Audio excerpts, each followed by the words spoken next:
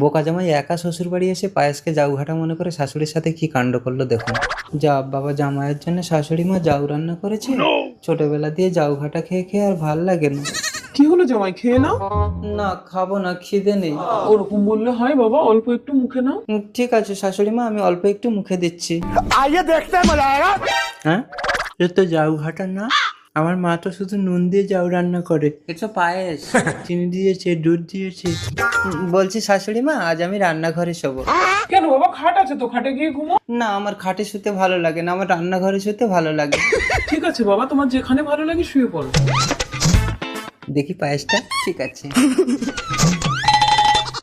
শরীরটা ভালো লাগছে না, এখন আর খাবো না, রাতে উঠে খেয়ে নেবো। যা, আমি তো সব খেয়ে ফেললাম।